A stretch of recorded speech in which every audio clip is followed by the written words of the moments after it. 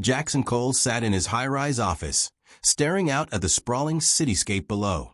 The world saw him as a powerhouse, the sharp-minded CEO of Cole Tech Logistics, a company that had built its reputation on efficiency and innovation. Yet, behind the glossy reports and boardroom assurances, murmurs of dissatisfaction rippled through the ranks of his employees. A recent internal audit had flagged an alarming increase in turnover rates at one of the company's major distribution centers. Customer complaints about delayed shipments had doubled, and whispers of unfair working conditions had begun surfacing in online forums. He had asked for explanations from his executive team, but their responses were vague, filled with corporate jargon that masked accountability.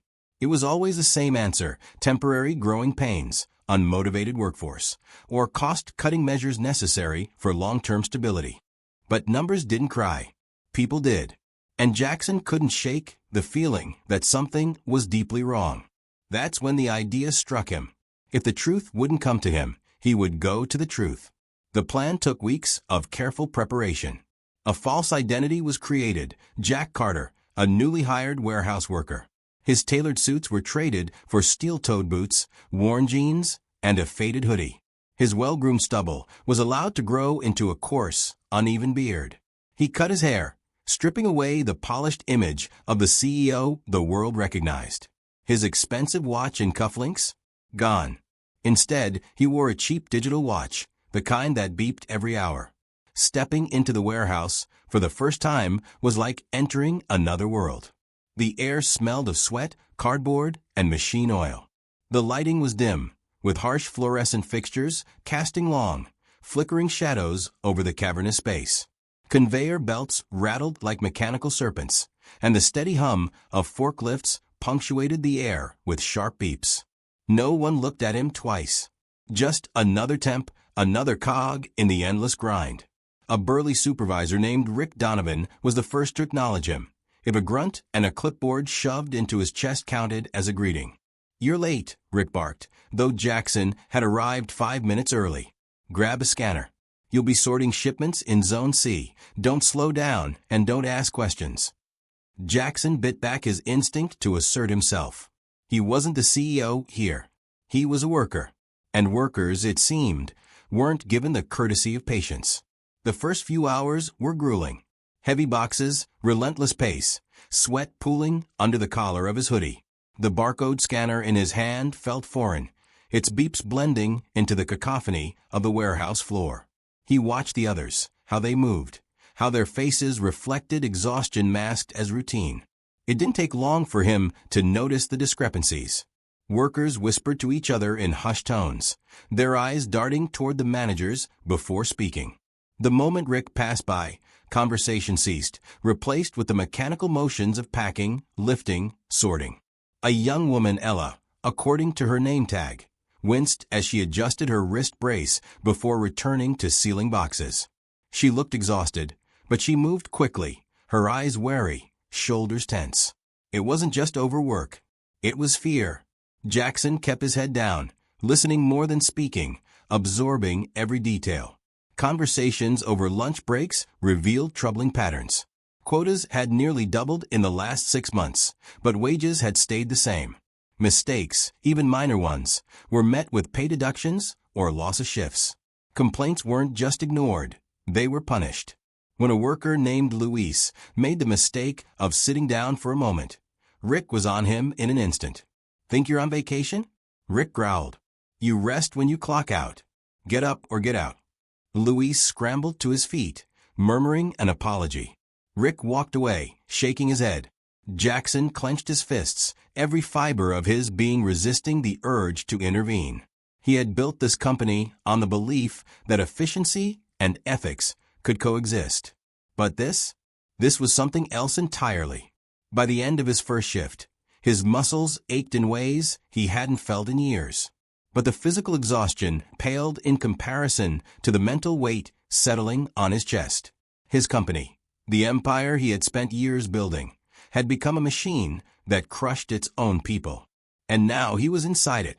Jackson clocked out with the rest of the workers, blending into the crowd as they shuffled toward the exit. Conversations buzzed around him. Commiserations about missed breaks, quiet curses about management, weary laughter laced with resignation. As he reached the parking lot, he glanced back at the warehouse. The towering structure, once a testament to his success, now looked different. Cold. Indifferent. He took a breath. He wasn't here just to observe. He was here to uncover the truth. And he had only just begun. The warehouse was never truly silent, not even in the dead of night. Machines hummed, conveyor belts clicked and whirred, and the occasional thud of shifting pallets echoed through the vast space. The overhead fluorescents flickered unevenly, casting sharp, wavering shadows across the cold concrete floor. Jackson Cole, still Jack Carter in this world, moved carefully through the dimly lit aisles, his steps muffled by the hum of distant forklifts. The night shift was different from the day. There were fewer workers, the atmosphere heavier, the exhaustion more visible. Here, silence wasn't peace.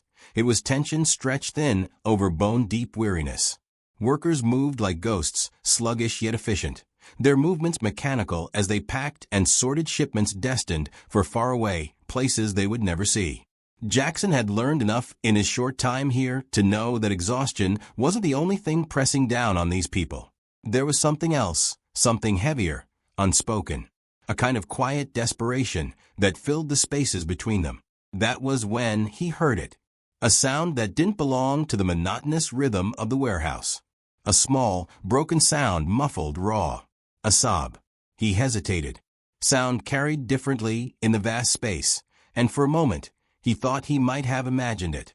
But then it came again, barely audible over the machinery, fragile as glass. He followed it. Winding his way between towering stacks of shrink-wrapped boxes, he reached a darker, less trafficked section of the warehouse. Hidden behind a row of discarded wooden pallets, he found her. Ella. She was sitting on the floor, her back pressed against a stack of inventory. Her knees were drawn to her chest, arms wrapped tightly around them. A crumpled piece of paper lay beside her, half hidden by the dim light. Her shoulders shook with the force of her silent sobs, her face buried in the fabric of her sleeve. For a moment, Jackson stood frozen, caught between instinct and hesitation. He had seen her before, watched her push through pain, through exhaustion, through unfair treatment. She was one of the best workers on the floor, never slowing down, never complaining. To see her like this, folded in on herself, breaking apart, felt like an intrusion on something sacred. But he couldn't just walk away. Carefully, he crouched down a few feet away, giving her space. Ella. His voice was low, careful. She flinched, her breath catching in her throat. For a second, she didn't look at him, as if hoping that if she ignored him, he'd disappear. But when he didn't move, didn't leave, she slowly lifted her head. Her eyes were red-rimmed, cheeks streaked with silent tears. Her expression. Jackson moved through the warehouse with a sharpened sense of purpose, his mind racing with the weight of what he had uncovered. Ella's quiet sobs still echoed in his head, her words like splinters beneath his skin. She wasn't just struggling, she was being crushed. The company he had built, the company he had trusted to operate with integrity, had betrayed its own people. The next shift began like any other, but Jackson saw everything differently now. He noticed how workers avoided eye contact with supervisors, how conversations halted the moment Rick Donovan entered the room. The warehouse wasn't just a place of work. It was a machine that swallowed the exhausted and spat out the broken. Determined, he spent the next few days watching and listening. The deeper he dug, the uglier the truth became. Wages were docked for minor infractions, taking too long to retrieve a box, pausing for a drink of water, stepping away for a moment to stretch aching muscles. Overtime hours were erased from paychecks without explanation. Those who questioned these losses were given the same answer: clerical error. It'll be fixed next cycle. But the fixes never came. Supervisors like Rick wielded their authority like a weapon, threatening to cut shifts or terminate employees who fell behind impossible quotas. The whispers of layoffs weren't rumors, they were warnings. Workers who complained too often simply disappeared from the schedule, replaced by new hires who didn't yet know to keep their heads down. One night, Jackson lingered near the supervisor's office, blending into the shadows as he listened. Inside, Rick spoke in a low, smug voice to another manager, a man named Curtis. "They don't get it, do they?" Rick chuckled. "We keep pushing, and they keep coming back. Like dogs, scared to lose what little we give them." "Some of them are getting too comfortable," Curtis muttered. "That girl Ella? She's been asking questions, looking for her missing hours." Jackson's stomach turned as Rick scoffed. "Let her. What's she gonna do? Sue? You think some warehouse grunt has the money for a lawyer?" He laughed. "She'll break before she fights." A slow, burning anger settled in Jackson's chest. These weren't just bad policies or misguided leadership decisions. This was deliberate exploitation, and it was being carried out in his name. That night, he began gathering evidence. He memorized schedules, noting who had missing hours. He examined shift records, cross-referencing them against payroll documents left carelessly in the supervisor's office. He watched Rick closely, noting every time he threatened a worker, every time he dismissed a concern with a smirk. And then he started asking questions. Not as Jackson Cole, CEO of Cole Tech Logistics, but as Jack Carter, the quiet temp who had learned how to blend in. He spoke to workers in hushed conversations during breaks. The warehouse floor was unusually still. Workers stood in clusters, their murmurs subdued, their eyes flicking toward the center of the room where Jackson Cole, no longer Jack Carter, stood facing them. The name tag that had once read Jack had been discarded, and in its place, the weight of truth settled on his shoulders. His presence was no longer anonymous. The disguise had been stripped away, and the stunned expressions around him confirmed that reality was beginning to sink in. Rick Donovan stood frozen, his usual scowl replaced with something close to panic. He opened his mouth, but no words came. He had berated, threatened, and dismissed Jackson as just another disposable worker, and now the man he had treated with open contempt was staring back at him, not as an employee, but as the owner of everything around them. "I built this company," Jackson said, his voice even but firm. "But I didn't recognize it when I walked through those doors." He turned, sweeping his gaze across the exhausted faces before him. "I came here because I had questions, and now I have answers." A murmur rippled through the group, a mixture of disbelief, hope, and fear. Ella stood among them, arms crossed tightly over her chest, her face unreadable. Jackson met her gaze, but she didn't flinch. She was waiting to see if he would do more than speak. He took a step forward, exhaling sharply. "I've seen the late-night shifts, the impossible quotas, the fear in your eyes when management walks by. I've watched people push themselves past their limits because they were too afraid to stop. And I've heard the excuses from the people who were supposed to be running this place." His eyes flicked to Rick, who swallowed hard.